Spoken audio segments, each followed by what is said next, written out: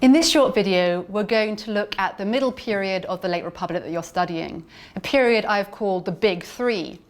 Now, we saw previously, when we looked at crisis to crisis, how both external factors and internal competition was causing tensions within the state, and how Pompey was rising through the ranks and gaining more and more power to address the threats the Republic faced.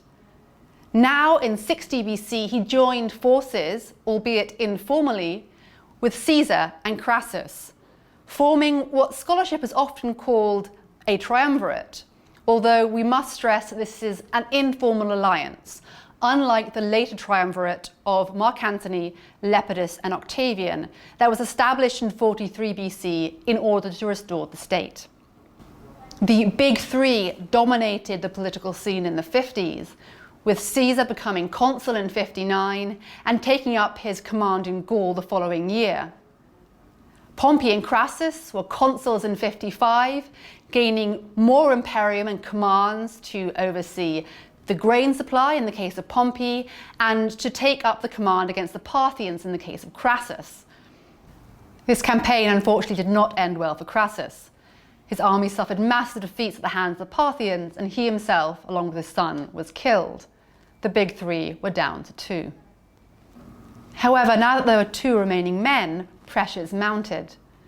The death of Clodius, a popular politician and rabble-rouser, increased tensions in 52, and indeed the extent of the issues can be illustrated by the fact that Pompey was consul for a third time in 52, but this time as sole consul. And normally that shouldn't happen in the Republic. You should have two consuls each year. So we get a sense of the Roman Republic is really facing crises at the moment. The next big point on the horizon was Caesar's imminent return from Gaul, and the issues this created with him not wanting to give up his army or any imperium he had, and to be allowed to stand for consul in his absence. The tensions regarding this issue came to a head when Caesar decided to cross the Rubicon. This was Caesar stepping across the boundary between his province of Gaul into Italy with an army, becoming a second Sulla and marching on Rome.